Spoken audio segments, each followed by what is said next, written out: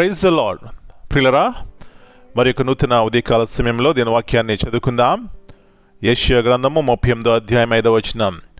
Isaiah 38:5. నీవు తిరిగి హిజ్కియా వద్దకు పోయి అతనితో ఇట్లనుము, నీ పితరుడైన దావీదునకు దేవుడైన యెహోవా నీకు సెలవిచ్చినదేమనగా, నీవు కన్నీళ్లు విడిచుట చూచితిని, నీ ప్రార్థన నేను అంగీకరించి ఉన్నాను.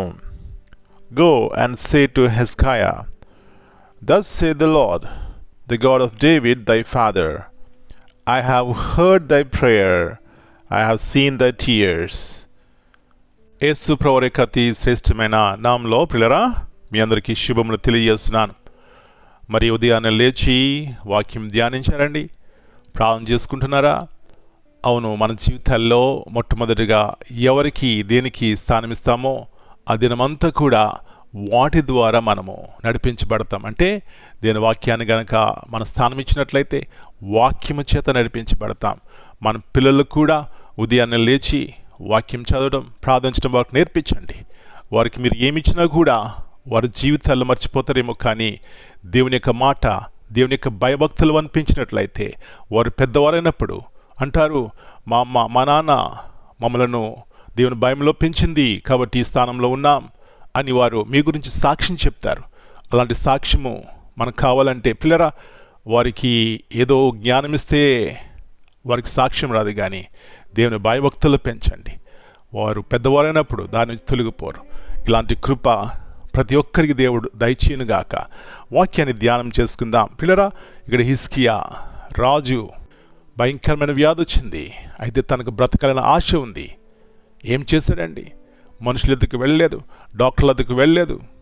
అంటే వెళ్ళకూడదని కాదు, కానీ తనకు స్వస్థపరచువాడు సర్వశక్తి గల దేవుడు నాడని సత్యం తనకు తెలుసు కాబట్టి వెళ్ళాడు, కన్నీరు కార్చాడు. దేవుడు ఆ ప్రార్థన విన్నాడు. నా ప్రియుడ, నా ప్రియ సహోదరి, ఈ ఉదయకాల సమయంలో అలాంటి కన్నీటి ప్రార్థన నీకున్నదా? ఉన్నట్లయితే నువ్వెంత ధన్యుడవు, నీ కుటుంబం ఎంత ధన్యత కలిగినది. చాలామంది కుటుంబాల్లో ఈ కన్నీరు ఉండదండి. ఏదో ప్రార్థన చేస్తారు, మురుక్కుబడిగా వెళ్తారు చర్చ్కి, వారి జీవితాలు ఈ భారం ఉండదు. ఎప్పుడు వస్తుందో భారం తెలుసా?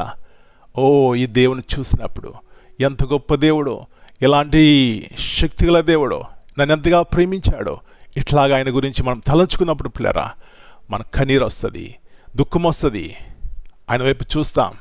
ప్రభువా, నువ్వు మంచి దేవుడవు, మేలు చేసే దేవుడు, అపకారవి కాదని అని స్తుతిస్తామండి.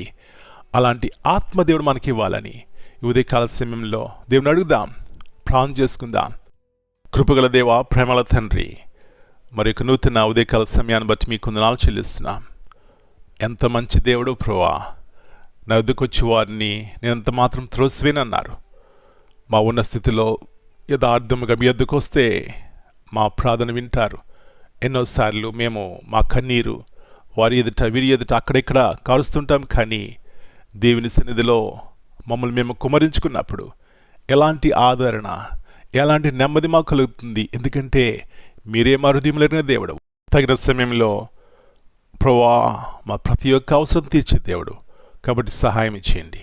మరొకసారి జ్ఞాపకం చేసినారు, హిజ్కియా కన్నీరు కార్చినాడు. రాజు ప్రభువా, భోగభాగ్యాలు ఉంటాయి, అన్నీ ఉన్నా కూడా కన్నీరు ఎట్లా వచ్చింది అని ఆలోచించినప్పుడు ప్రభువా, తనకున్న కష్టము నష్టం తీర్చేది మీరే నమ్మినాడు.